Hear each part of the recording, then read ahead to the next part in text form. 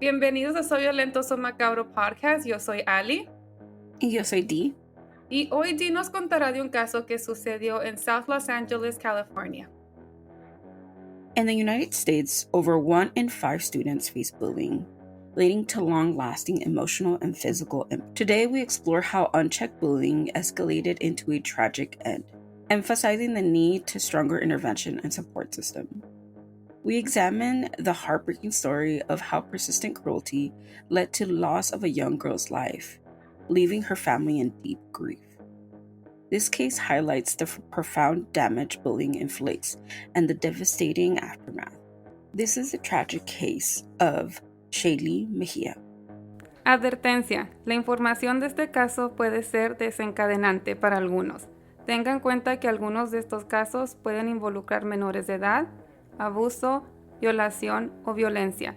Escuchen con precaución. Warning: the information on this case can be triggering to some. Please be advised that some of these cases may involve children, abuse, rape, and violence. Listen with caution.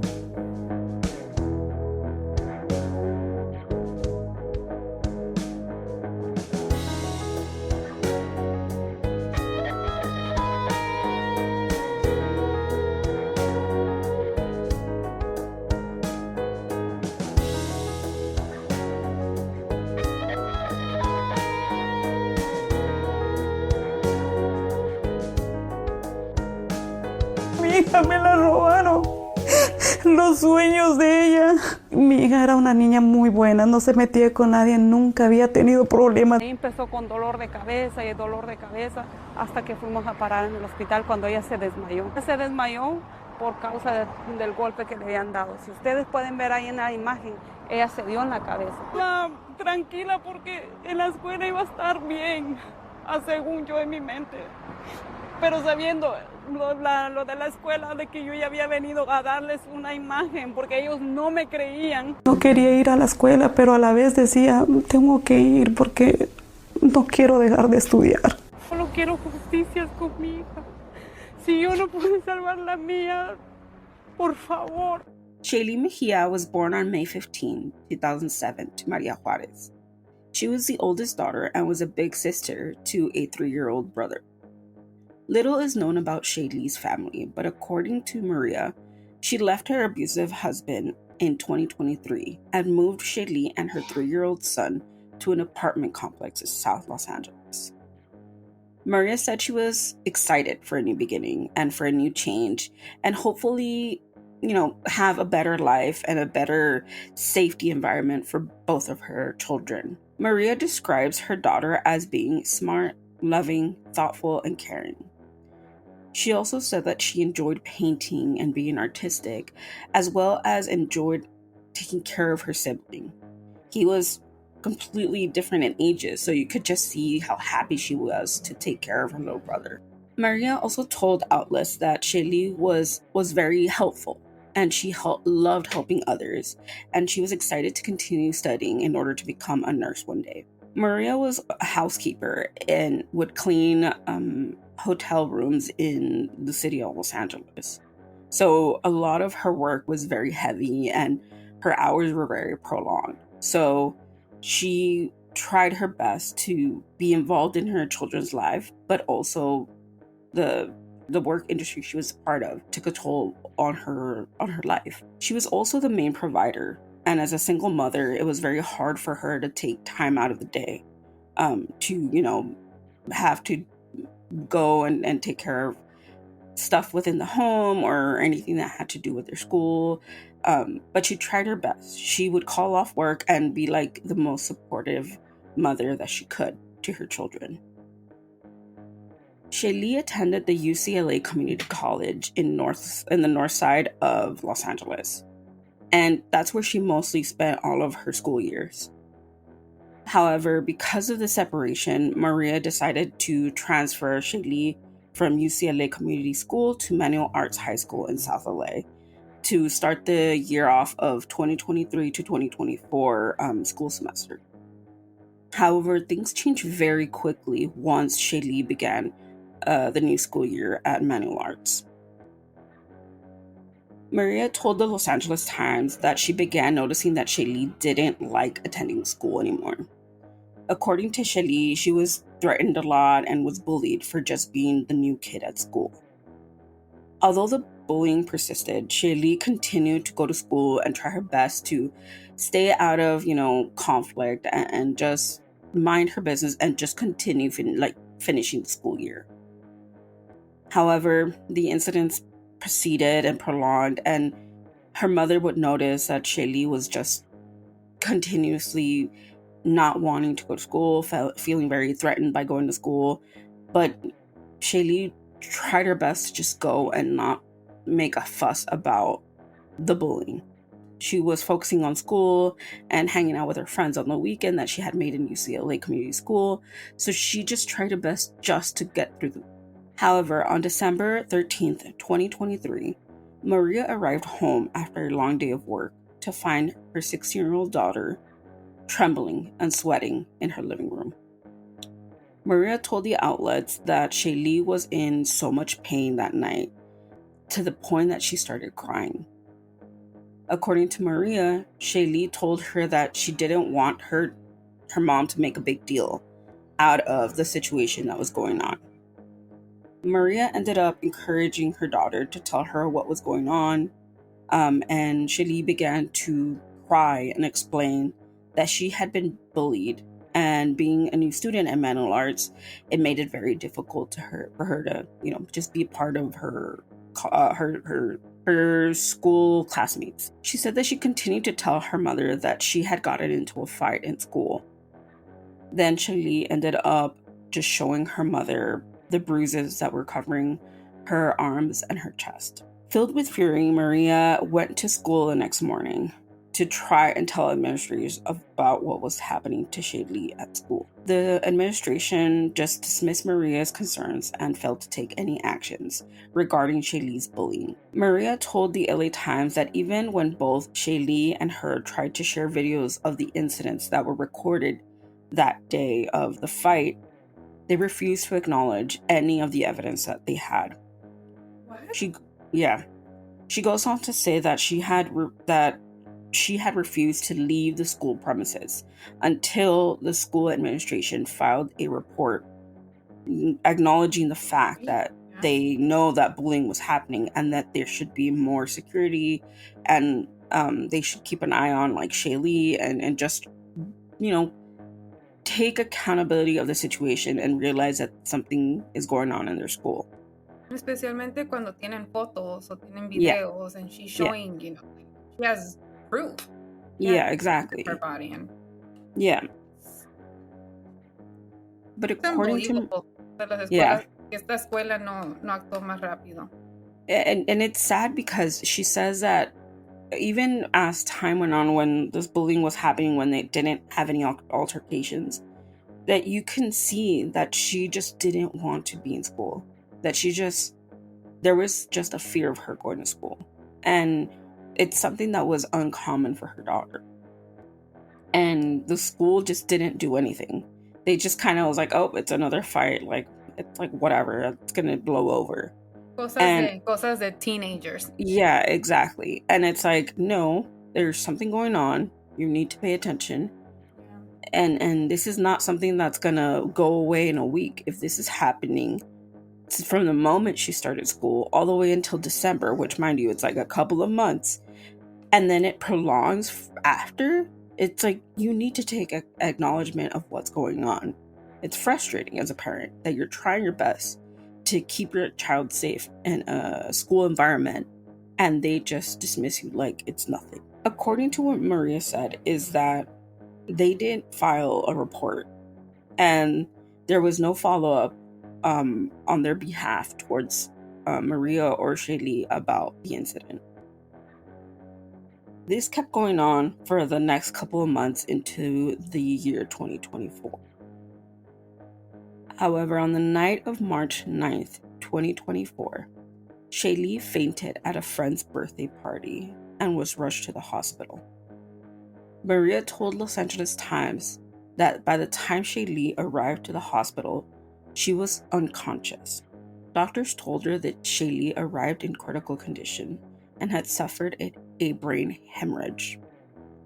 Once friends were told about Shaylee's condition, they approached Maria with the video footage of Shaylee being attacked in the bathroom of Manual Arts High School.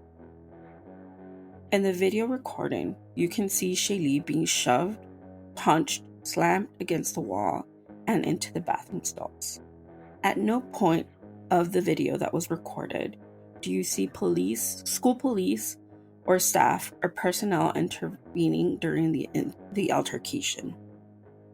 After a few minutes of the girls fighting, you can see a group of students separating the girls. According to Shaylee's friends, the video was recorded on March 5th, so 4 days prior to her fainting at a birthday party.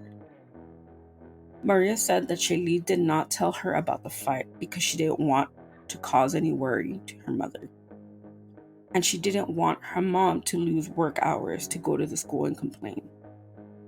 However, Maria does recall that Shaylee had been complaining of headaches for days, but continued to attend school up until the night she was hospitalized. On March 15th, 2024, after 6 long days in the hospital, doctors declared Shaylee Mejia dead. The Los Angeles County Medical Examiner's autopsy report had said that Shaylee Mejia's death was ruled an accident, and the cause of her death was a sequelae blunt head trauma. Although there hasn't been a final conclusion on the Los Angeles Police Department police report, officials told various outlets that Shaylee had fallen from a flight of stairs when she attended the birthday party. A statement from the high school principal, Alejandro Macias, was given a few days after Shaylee's death, and it said, quote, "I am saddened to report the recent death of one of our students off campus. On behalf of our entire school community, I want to offer the deepest condolences to the school who are impacted by this loss, including the student's family, friends, teachers. At this time, we request that the privacy of those who have been impacted to be respected during this difficult time. Please know that their entire school community offers our support. Every member of Manual Arts School community matters, and its loss impacts us all. Our school has crisis counselors available to students who may be in need of support. While this tragic incident took place outside of the school hours and off campus, our heartfelt thoughts remain with those affected by the loss." ¿Dónde estaban antes? Exactly. Cuando la mamá se estaba quejando y reportando. Where were they? Yes, and may I emphasize that the statement says off campus. Outside. Yeah. Outside. They made sure to say that in there. And out of hours. So when this accident happened outside of anywhere in near Manual Arts. Well, However, se desmayó afuera, pero el accidente pasó adentro.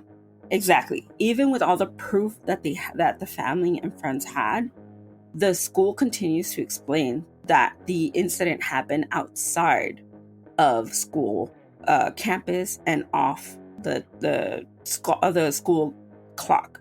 So basically, it's out of the clock, it's out of our school system, it's not our responsibility.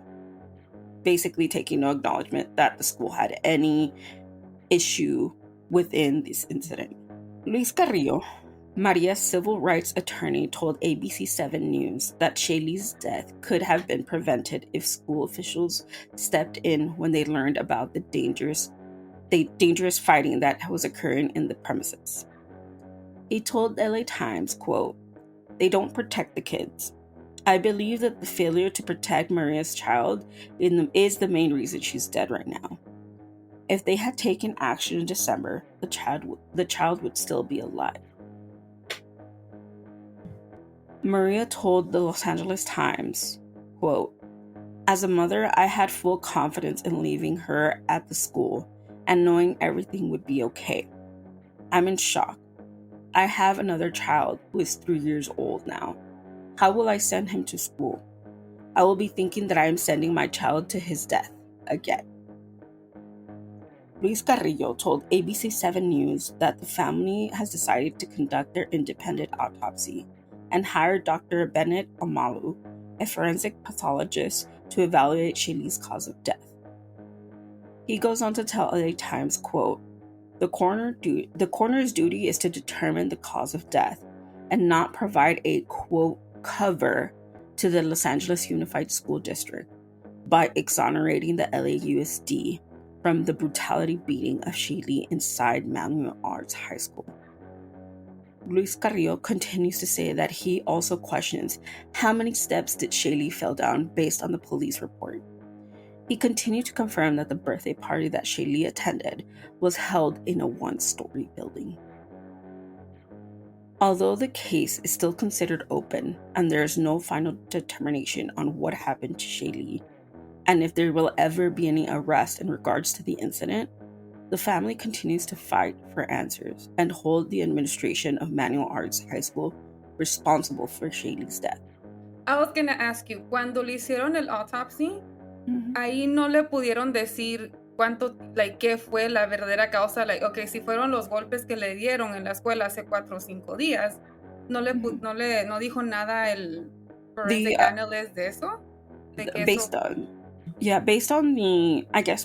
the reports that I have read, most of the articles that I've read based on the case said that the autopsy reports show that she just had a blunt head trauma and that she had blood clots in her brain based on like something hitting her head. Okay, but they didn't say how old. Okay, they were very careful in regards to say what it was. They just said based on, she died out of an accident and she had blunt force trauma to the head. So that could justify her falling from stairs. Yeah. Okay. So from what stairs? Like 2 steps going down to the street? That's exactly what the mother's attorney is saying. It's like, tell us, how did she fall? Because based on the police report that you guys took at the party, she fell. But it was in a 1-story building, so how did she fall? How far did she fall?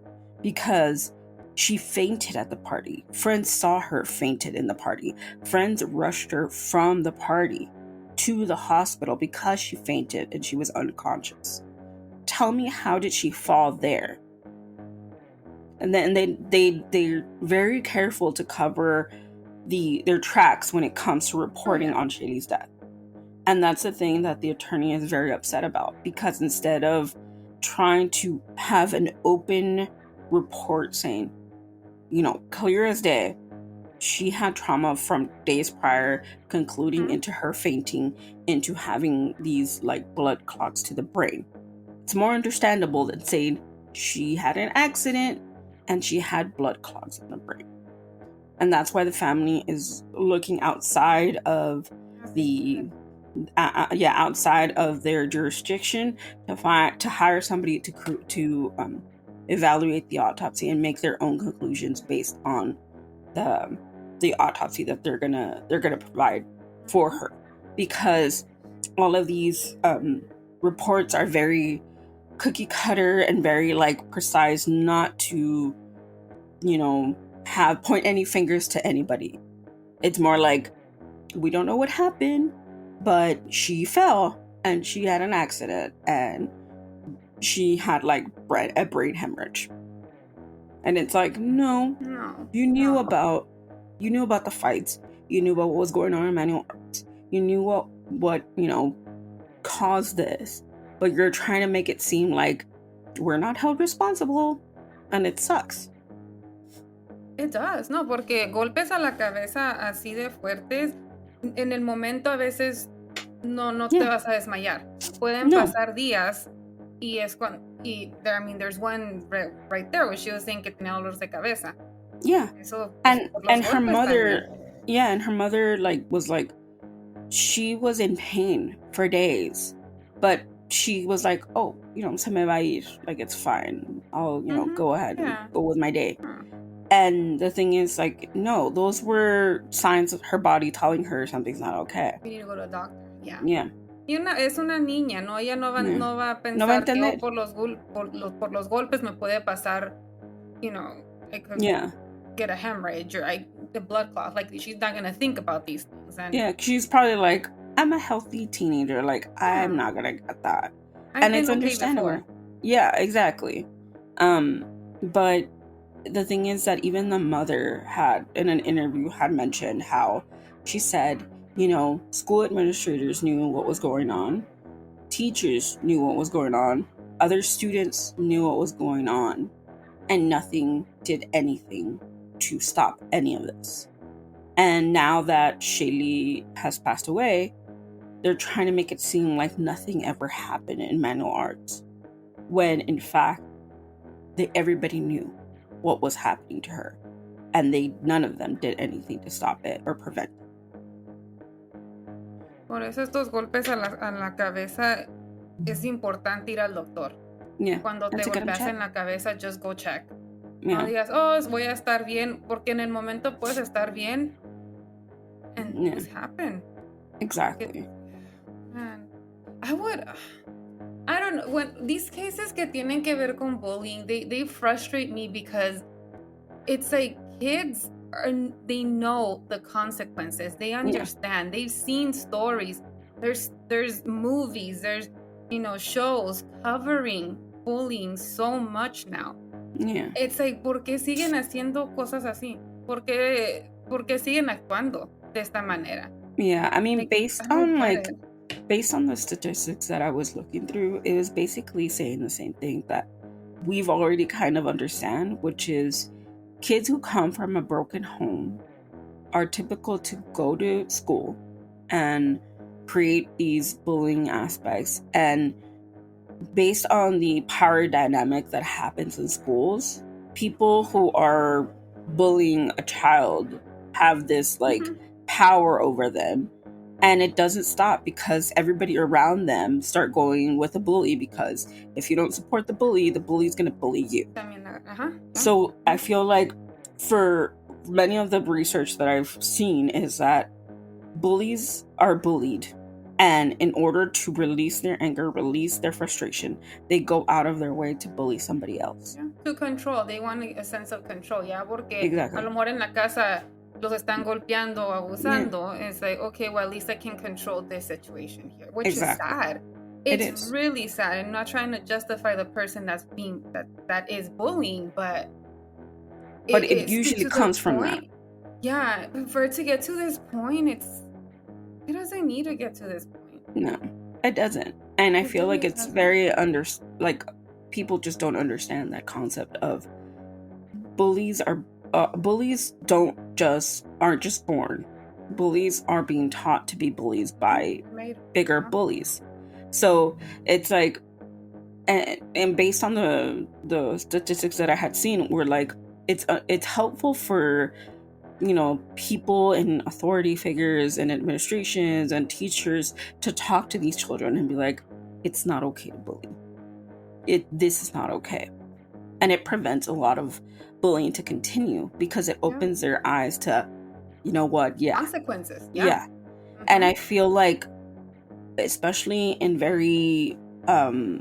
in high school, especially, I think middle school and high school with kids and their hormones and their growing pains and just becoming these little frustrated adults, administration, just people that are supposed to take care of these kids are just this happens every day, it's gonna pass. And it's no, you have to take every case seriously because you don't know when this is gonna hit the fan. Mm-hmm. And I think a lot of schools are very frustrated because of this happens so much, but at the same time it's well, try to find a way to stop this. It starts with you. It starts with the teachers. It starts with the students. It starts with everybody around you. Make it stop. And it's gonna keep continuing. It's gonna keep escalating to the point that we're how could we would have prevented it when things have already lost control? Y más cuando hay pruebas. Right? Cuando hay pruebas, así como with Shaylee, que tenían fotos, que tenían videos, que le enseñaron at the administration. It's there was proof. Why didn't you do something? Yeah. It could have been prevented, and I know I know it happens more than we wish it would happen, and at times they might be like, well, we don't, what can we do?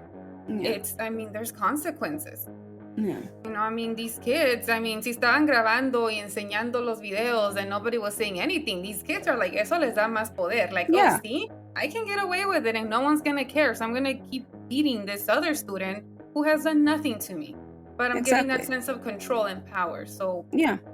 And it's the attention. They also want the attention from what they're getting. It's like, oh, well, I beat them up. Did you see how many, in the time of social media, it's like, did you see how many people saw that video? How many people reshared it? So it's constantly like, it's a snowball effect.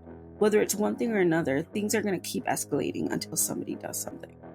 And sadly, in this case, somebody died because nobody took proper control of the situation and prevented this from happening. According to stopbullying.org, 19% of students in grades 9 to 12 report bullied at school property.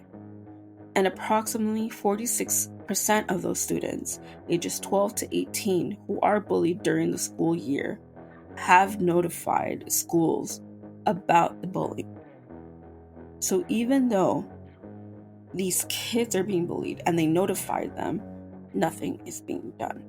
Y eso es lo malo, porque los students, the kids van a decir, pues para qué lo voy a reportar si no me van a escuchar. Exactly. And then a lot of these cases get they go under recognized because they don't say anything, because the administration and the staff and the school police aren't doing anything.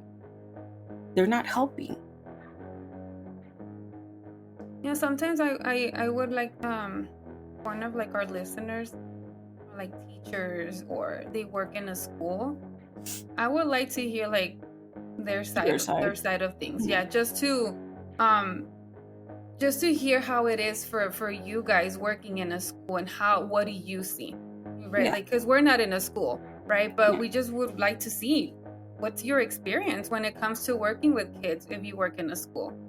Yeah, especially with kids that are older, because we know that it's a lot more difficult when they're older than when they're younger, because you're just shaping their brains when they're little. But once they hit middle school and those teenage years, do things change? And if so, we would like to know what you guys think about these types of situation and bullying and anything. So yeah, we open the conversation to you guys when it comes to that. Yeah, because even me working with kids, I'm not in the school, but the kids tell me like this is how it is in the school, and sometimes I don't say things because well, if I tell my teacher, sometimes they're like, oh well, it's como que okay, I'll talk to them, or okay, was it that bad? Not in those terms, but it's like okay, well, there's like situations where it's like you really can't do anything about it. Yeah. And some kids are like, well, it wasn't a big deal, or I'm like, was it really not a big deal, or is it just that? Or are you just learning that it's not a big deal? Yeah, it's like, well, and I've heard sometimes that, well, ¿para qué digo algo si no van a hacer nada? And I'm like, whoa, like no, like there's things you can do things. If you don't feel like the teachers or the principal's gonna do something, then let's talk to your parent. Right? Yeah. Once you tell the parent, I'm like, the parent's gonna do something to help you out. Yeah. Your parent will find a way. Yeah. So then it becomes the parents like, I'm gonna fight for my child. I'm gonna go and like let people know that this is happening to my kid and something has to change. And I completely agree. If things don't work out at school, or if you told a teacher, you told staff, you told the police at school, or even the administration that's responsible for running the school, and they still don't do anything, then tell your parents. Yeah. Because this is not going to stop if you don't say something. And parents can go to the board. Yeah. Like they can go to the district 100%. And say something. If the school, si la escuela no los escucha, go to the district. Yeah, that's why they're there. Make noise over there. Mm-hmm. Yeah. But unfortunately, not many parents know this. Yeah, and they let it happen because A, they're scared. B, they just don't know how to take the steps to properly do this stuff. Yeah. Instead of staying quiet, Maria has taken the pain of losing her daughter into becoming an advocate. She doesn't want her other parents to face the same grief of losing their child to the same fate. Maria told the LA Times, quote, "The situation has been immensely painful, but I can't stay quiet. I can't stay quiet because other girls could experience the same thing. This has to stop." A daughter full of dreams and aspirations to become a nurse had her life tragically cut short due to the relentless bullying. We may never fully understand why someone's actions could lead to such devastation, but what we do know is that violent acts carry deep, lasting consequences. In this case, it cost an innocent young girl the future and left her family shattered with grief. This is the heartbreaking story of Shaylee Mejia.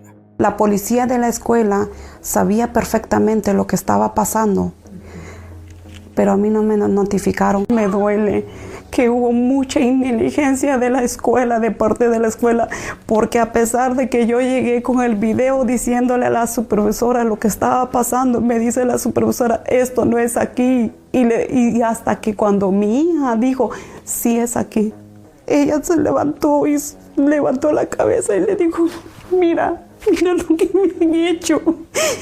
Y ahí fue donde la policía me tomó el reporte. El director me aseguró que nada iba a volver a pasar, que a mi hija iba a estar segura. No protegieron a la niña y a pesar de que la mamá les fue a dar aviso en diciembre del 2023, no tomaron cartas en el asunto. Ojalá que la policía investigue esto en una forma transparente para averiguar quién hizo el daño para arrestar a esas niñas. Me siento decepcionada de las leyes y me siento, la verdad no tengo otra palabra que decir que indignada. Las evidencias valen más que 1000 palabras. Lo que no me gusta es que ya llegaron a unas conclusiones sin tener el reporte final. Tengo que levantarme porque amanece, pero no hay sentido de mi vida. Y evitar que pase otra madre lo que yo estoy pasando.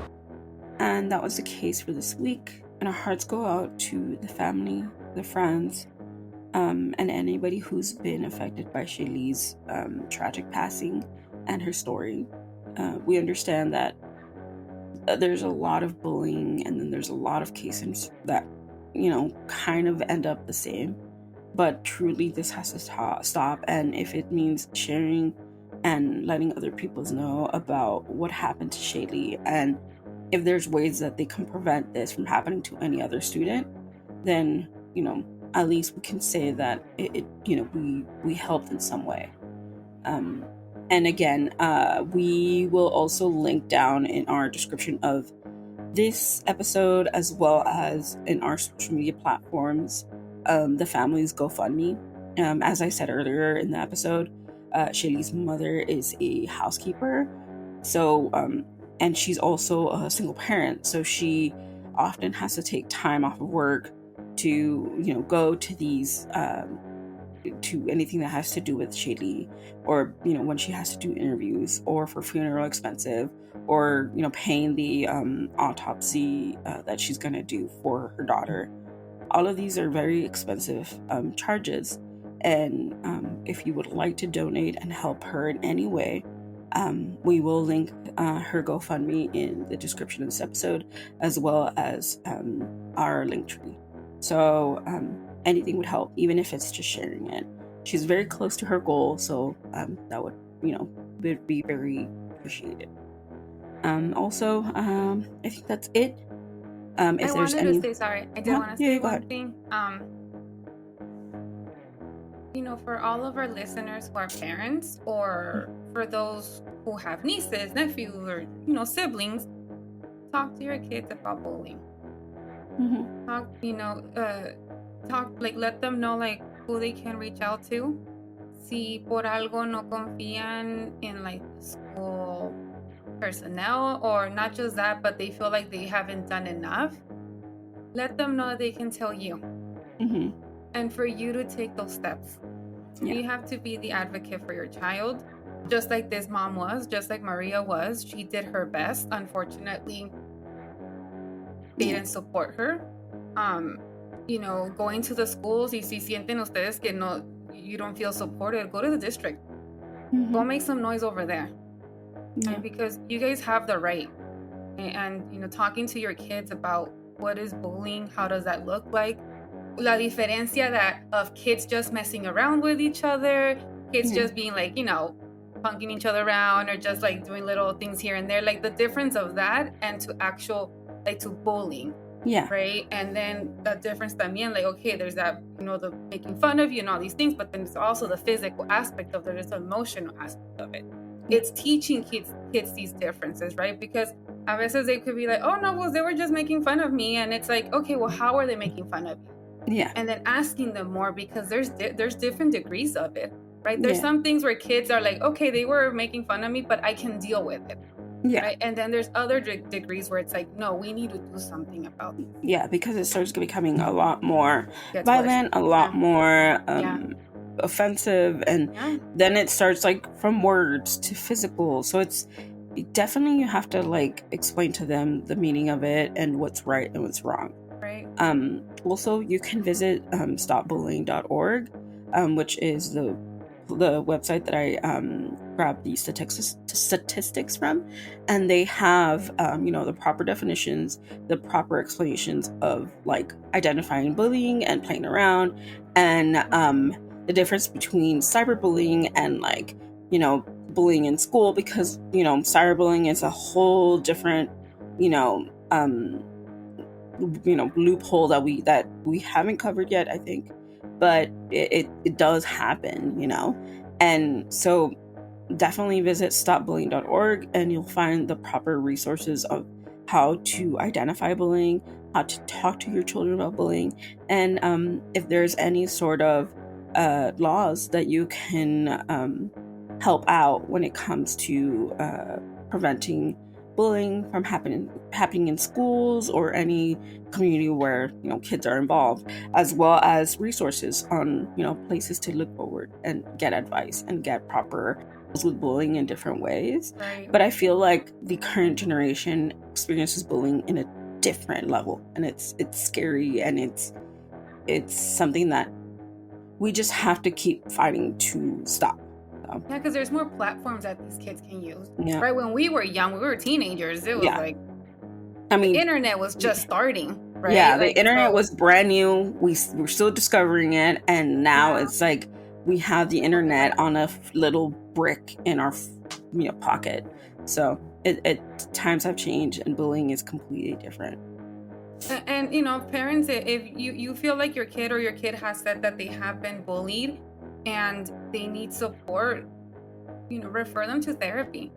Mm-hmm. It's so important, because you don't understand. I don't think people understand the effects of bullying on a child. Yeah. There's some people who might be like, ay, amárratelos, y you're gonna be fine, just brush it off and keep on going, you're fine, stop crying, like you'll be fine. It's not that easy.